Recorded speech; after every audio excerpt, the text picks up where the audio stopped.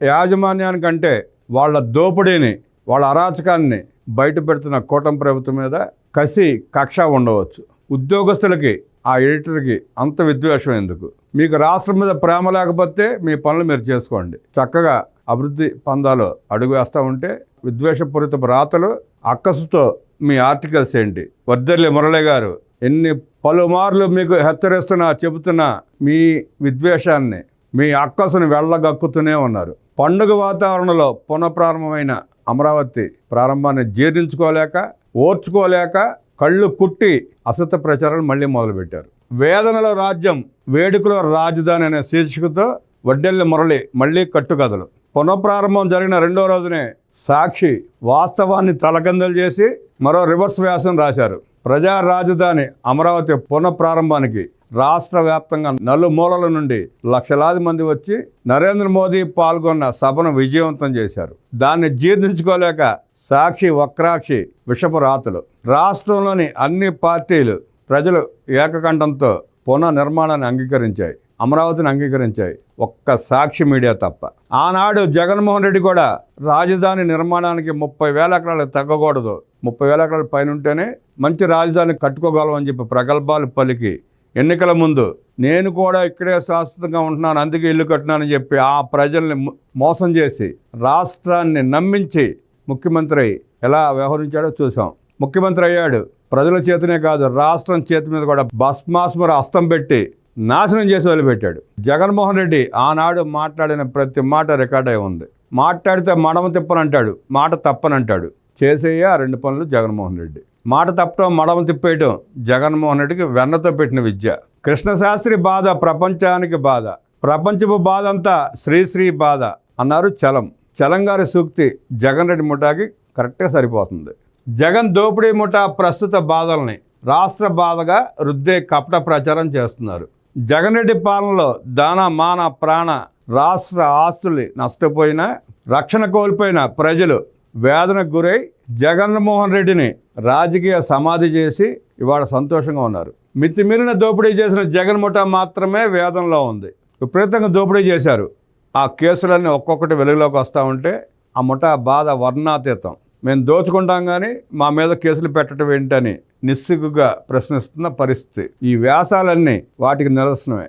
రాష్ట్ర ప్రజల వేడుక కోసం, పొరుగు రాష్ట్రాల రాజధానులకు ధీటైన రాజధాని నిర్మాణం కోసం, దేశమంతా గుర్తించేలా ఆంధ్రుల రాజధాని నిర్మాణం కోసం చంద్రబాబు తన ప్రతిష్టను, కఠోర కష్టాల్ని దారబోస్తున్నారు. జగన్మోహన్ రెడ్డి ఏనాడైనా రోజుకు అరగంట ప్రజల కోసం, రాష్ట్రం కోసం పనిచేసిన పరిస్థితి ఉందా? జగన్ రెడ్డి సృష్టించిన విధ్వంసాన్ని, అరాచకాన్ని, ఆర్థిక ఉగ్రవాదాన్ని, ఆర్థిక దోపిడీని, ఆ దోపిడీ వల్ల నష్టపోయిన రాజధానికి చంద్రబాబు నాయుడు గారు ఇవాళ రోజుకి 20 గంటలు కఠోర శ్రమ చేస్తూ దారిని పెడతా ఉంటే కంటగింపుగా ఉంది వారికి. వాళ్ళ దోపిడీని సమీక్షిస్తూ అభివృద్ధిని, సంక్షేమాన్ని 2 పట్టాలా తీసుకెళ్తున్న చంద్రబాబు నాయుడు గారి మీద ఈర్ష వెళ్ళగక్కుతోంది సాక్షి వక్రాక్షి మీడియా. ఫ్యాక్షనిస్ట్ కాకుండా ప్రజానాయకుడైతే అన్ని ప్రాంతాలని, అన్ని వర్గాలని సమదృష్టితో చూడాలి.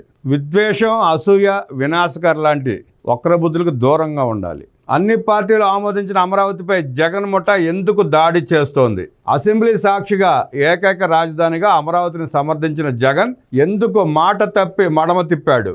అమరావతిపై అబద్ధాల దాడి, విద్వేష దాడి ఎందుకు? ఇది ప్రజల ఆశలకి, ప్రజా నాయకత్వానికి విరుద్ధం కాదా? అందరిది ఒక దారైతే ఉలిపి కట్టది మరో దారి అన్నట్టుంది జగన్ రెడ్డి వ్యవహార శైలి. జగన్మోహన్ రెడ్డి 5 ఏళ్ల పాలనలో దోపిడీకి కాదేది అనర్హం అన్నట్టు అన్ని సంస్థలని, అన్ని వ్యవస్థలని మితిమీరిన దోపిడీ చేశారు. లక్షల కోట్ల రూపాయల దోపిడీ ఒక్కొక్కటి వెలుగులోకి వస్తూ ఉంటే, జగన్మోహన్ రెడ్డి బ్యాచ్లోని ఒక్కొక్కడు లోపలికి వెళ్తూ ఉంటే ప్రజల దృష్టి మళ్లించడానికి, తమ అవినీతిని బయటపడకుండా కప్పిపుచ్చుకునేందుకే వక్రాక్షుల విషపురాతలు, ప్రజల్ని దారి మళ్లించేందుకే విషపు సమావేశాలు, ప్రకటనలు. తన డబ్బు కక్కుర్తికి, తను దోచుకోవడానికి, ప్రజలు ఏమైపోతే నాకేంటన్న ఉద్దేశంతో 35 లక్షల కుటుంబాలని విషపూరితమైన మద్యం పోసి, మద్యం అమ్మి ఆ కుటుంబాలను సర్వనాశనం చేశాడు. సుమారుగా 70-80 వేల మంది అనారోగ్యం పాలై, కిడ్నీలు పాడై, లివర్లు పాడై, ఊపిరితిత్తులు పాడై బతుకీడుస్తున్నారు. అయినా ఆ మనిషికి డబ్బు ఆశ చావల, దోపిడీ ఆగల. లక్షల కోట్లు దోచుకోవడం, దేశాల సరిహద్దులు దాటించి ఇతర దేశాల్లో దాచుకోవడం. మీరేమైపోతే నాకేంటి, నా దోపిడీయే నాకు ముఖ్యం అన్న చందంగా వ్యవహరించాడు జగన్మోహన్ రెడ్డి. తమ కంట్లో ఉన్న దూలాన్ని కప్పెట్టుకునేందుకు ఎదుటివారి కంట్లో నలక ఉందా అని వెతికే ప్రయత్నం చేస్తుంది జగన్ ముఠ. తమ దోపిడీ బయటపడుతున్న వైనంతో అమరావతి మీద విద్వేషపూరిత రాతలు రాస్తే, కుట్రపూరిత రాజకీయాలు చేస్తే, తన పేటీఎం గాల చేత విష ప్రచారాలు చేస్తే రాష్ట్రంలో ఉన్న ప్రజల దృష్టి మరలుతుంది అన్న ఉద్దేశంతోనే విషం ఎలగక్కుతున్నాడు జగన్మోహన్ రెడ్డి. నేటి ధరలకు అనుగుణంగా ఏ ప్రభుత్వం అయినా కాంట్రాక్టులు ఇస్తుంది, దాని ప్రకారం కాంట్రాక్టులు పనులు చేస్తారు. చదరపు అడుగు లెక్కను తీసుకొని అడుగు లెక్క ప్రచారం చేస్తున్నారు జగన్ రెడ్డి సైకో బ్యాచ్. చదరపు అడుగు ప్రభుత్వం చదరపు అడుగుకి ఎంత అని చెప్పి ఫిక్స్ చేసి కాంట్రాక్టర్కి ఇస్తే దాన్ని అడుక్కు లెక్క కట్టి, చదరపు అడుగు 7,000 ఉందనుకోండి, అడుగు వచ్చేటప్పుడు 2,500 ఎంత ఉంటుంది సుమారుగా. ఆ చదరపు అడుగు మాట తీసేసి అడుగుకి 7,000 8,000 కట్టబెడుతుంది కూటమి ప్రభుత్వం అని చెప్పి విష ప్రచారం చేస్తున్నారు. అంటే చదరపు అడుక్కి మధ్య చిన్న గీతని మభ్యపెట్టి ప్రజల్లో విషయాన్ని రగిల్చే ప్రయత్నం చేస్తుంది జగన్ ముఠ. ఋషికొండ నిర్మాణానికి చదరపు అడుక్కి 20,000 రూపాయల పైన ఖర్చు పెట్టింది జగన్ ముఠ. ఇక్కడికి వచ్చేటప్పటికి అమరావతి ప్రజా రాజధాని, ప్రపంచ మేటి రాజధానికి 7,000కి ఎంతకో కాంట్రాక్టులు ఇస్తూ ఉంటే కుళ్ళి ఏడుస్తూ ఉంది ఆ ముఠ. పెట్టుబడుల ఆకర్షణ, ఉద్యోగాల కల్పనకు పొరుగు రాష్ట్రాల రాజధానులకు ధీటైన అమరావతి నిర్మాణం అవసరమని రాష్ట్ర ప్రజలందరికీ తెలుసు. ఇప్పుడు జగన్మోహన్ రెడ్డి ఉన్నాడు, విడిది ప్యాలెస్గా ఋషికొండకు బోడిగుండు కొట్టి 600 కోట్లు ఖర్చు పెట్టి, అంతకు పూర్వం 200 కోట్ల విలువ చేసే భవనాలను కూలగొట్టి 1,500 కోట్ల రూపాయల స్థలంలో విలాసవంతమైన విడిది కేంద్రాన్ని కట్టుకున్నాడు. అంటే శాశ్వతంగా నేనే ఉంటాను, రాజకీయాల్లో నేనే ముఖ్యమంత్రిగా ఉంటానని చెప్పి కట్టుకున్నాడు. ఉండవల్లి ప్యాలెస్ చూసాం ఎట్లా ఉంటుందో, లోటస్ పాండ్ చూసాం ఎంత విలాసవంతం కట్టుకున్నాడు. వీటన్నిటికి మించి యలహంక ప్యాలెస్ని ఎలా కట్టుకున్నాడు. రాజ్మహల్ రాజస్థాన్లో పూర్వపు రాజులకు కూడా అంత అట్టాసంగా ఆర్పాటంగా ఉండవు. 35 ఎకరాల్లో అత్యంత విలాసవంతమైన భవనంతో కట్టుకున్నాడు. నువ్వు ఉండటానికే, మీరిద్దరు ఉండటానికే 100 రూముల ప్యాలెస్లు కట్టుకున్న నీకు ప్రజా రాజధాని, ఆంధ్రప్రదేశ్ భవిష్యత్తు రాజధాని మంచిగా కట్టుకుంటే మీకెందుకయ్యా కడుపు మంట అని ప్రజలు నిలదీస్తున్నారు. ప్రపంచమంతా ఆంధ్రప్రదేశ్ వైపు చూడాలన్న ఏకైక లక్ష్యంతో పెట్టుబడులను ఆకర్షించి నవ్యాంధ్రని ఆర్థికంగా పరిపుష్టి చేయాలన్న లక్ష్యంతో చంద్రబాబు నాయుడు గారు ముందడుగు వేస్తా అమరావతి అనే రాజధానిని అద్భుతమైన రాజధానిగా తీర్చిదిద్దాలని ప్రయత్నిస్తూ ఉంటే మీకెందుకు బాధ, మీకెందుకు మంట, ఎందుకు విషపు రాతలు రాస్తున్నారు? అమరావతి నిర్మాణంతో పాటు ఇప్పటికే ప్రకటించిన సుమారుగా 8 లక్షల కోట్ల రూపాయల పెట్టుబడుల్లో 80% రాయలసీమ ఉత్తరాంధ్రగా కేటాయించారు. రాయలసీమలో గ్రీన్ ఎనర్జీ, సోలార్ ఎనర్జీ లాంటి అనేక పరిశ్రమలు వస్తున్నాయి, ఏర్పాటు చేస్తున్నారు. ఉత్తరాంధ్రలో టీసీఎస్ వస్తూ ఉంది. రైల్వే జోన్ ప్రకటించారు, రైల్వే జోన్ కేంద్ర కార్యాలయాన్ని శంకుస్థాపన చేశారు, పనులు ప్రారంభమయ్యాయి. ఆర్ఎస్ఎల్ మిత్తల్ లాంటి అనేక లక్షల కోట్ల పెట్టుబడి రూపాయలు అక్కడ గ్రౌండ్ అవుతూ ఉన్నాయి. నువ్వు ద్వేషంతో, నీ కక్కుర్తితో విశాఖ స్టీల్ ప్లాంట్ని ప్రైవేట్ పరం చేద్దామని చెప్పి ఒప్పుకుంటే దాన్ని ఆపి 13,500 కోట్ల రూపాయలు కేంద్ర ప్రభుత్వం నుంచి సహాయం ఇప్పించి విశాఖ ఉక్కు కర్మాగారాన్ని ప్రైవేటీకరణ జరగకుండా ఆపింది చంద్రబాబు నాయుడు గారు, పవన్ కళ్యాణ్ గారు, నారా లోకేష్ గారు. నువ్వు చేయని ప్రయత్నాన్ని వాళ్ళు చేసి ఆపితే డొంక పోయమ్మ బొంక నేర్చినట్టు నువ్వు ఇంకా బొంకుతా ఉన్నావు జగన్ రెడ్డి. 175 పారిశ్రామిక పార్కులు మంజూరు చేస్తున్నారు. పోలవరం నదుల అనుసంధానంతో రాష్ట్రంలో ప్రతి ఎకరాకు సాగునీరు అందించే కృషి జరుగుతోంది. జగన్ పాలనలో స్థానిక సంస్థలకు కేంద్రం విడుదల చేసిన 1,000 కోట్లు దారి మళ్లించి వికేంద్రంపై గొడ్డలు వేటు వేశారు. సప్లాన్ నిధులు దారి మళ్లించి సామాజిక న్యాయం గొంతు కోశారు. మాట్లాడితే నా ఎస్సీ, నా ఎస్టీ, నా బీసీ అంటాడు. వెన్నుపోటు పొడిచింది ఆ వర్గాల వారికే. జగన్మోహన్ రెడ్డి ఆ వర్గాలని నాశనం చేశాడు. సప్లాన్ నిధులు మొత్తం దారిని మళ్లించాడు. కేంద్రం ఇచ్చిన 1,000 కోట్ల రూపాయల నిధుల్ని దారి మళ్లించాడు. ఏం చేశాడో తెలియదు. ఎక్కడ ఏ బటన్ నొక్కితే ఏ ప్యాలెస్లో మూటలు పొగయో తెలియదు. కానీ మభ్యపెట్టాడు ప్రజల్ని, నమ్మించాడు ప్రజల్ని. నమ్మించి మభ్యపెట్టి వాళ్ళ నెత్తిని చేయి పెట్టాడు. కూటమి ప్రభుత్వం వచ్చినాక చంద్రబాబు నాయుడు గారు ముఖ్యమంత్రి అయిన తర్వాత ఆ నిధులు దారి మళ్ళకుండా పంచాయతీలకు ఇచ్చి, సప్లా నిధులు ఆ కార్పొరేషన్లకు ఇచ్చి రాష్ట్రంలోని పేద ప్రజల్ని, ఆ ఎస్టీ, ఎస్సీ, బీసీ కార్పొరేషన్లని నిలబెట్టింది కూటమి ప్రభుత్వం. నువ్వు ధ్వంసం చేసిన ఆ వ్యవస్థల్ని గాడిని పెడుతూ ఒక్కొక్కటి నిలబెట్టుకుంటూ వస్తుంది కూటమి ప్రభుత్వం. 88 లక్షల మంది సెల్ఫ్ హెల్ప్ గ్రూప్ మహిళలకు రుణ సౌకర్యం పెంపుకు బ్యాంకర్లతో ప్రభుత్వం మాట్లాడింది. వీటితో పాటు ప్రతి కుటుంబం అభివృద్ధికి P4 పథకం ప్రవేశపెట్టింది. ఇలా దేశం గుర్తించే రాజధాని నిర్మాణంతో పాటు 3 ప్రాంతాల అభివృద్ధి, 175 నియోజకవర్గాల అభివృద్ధి, ప్రతి పంచాయతీ, ప్రతి మున్సిపాలిటీ అభివృద్ధితో పాటు ప్రతి కుటుంబ అభివృద్ధికి కూటమి ప్రభుత్వం కృషి చేస్తోంది. ఈ వాస్తవానికి విరుద్ధంగా జగన్ ముఠా రాజధాని ఒకటే అభివృద్ధి చేస్తున్నదని ప్రచారం చేస్తూ విద్వేషం రెచ్చగొట్టే కుట్రలు చేస్తోంది. అమరావతి మీద వీళ్ళు ఎంత పడి ఎడుతున్నారంటే ఈ మధ్యన కూడా ప్రపంచ బ్యాంక్కి లేఖలు రాశారు, మెయిల్స్ పంపించారు.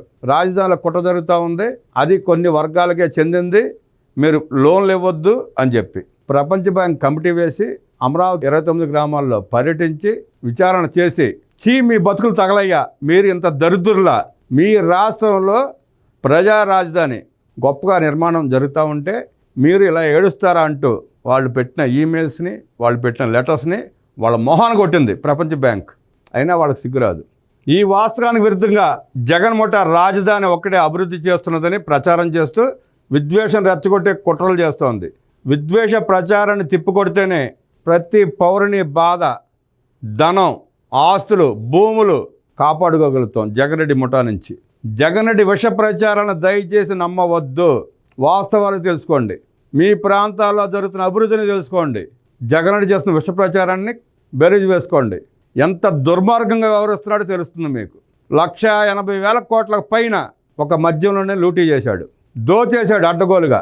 ప్రజలకు చెందాల్సిన సొమ్ముని కపట మాటలతో ప్రజలను దారి మళ్లించి దారుణంగా దోచుకున్నాడు. 1,80,000 కోట్ల రూపాయలకు పైన మద్యంలోనే.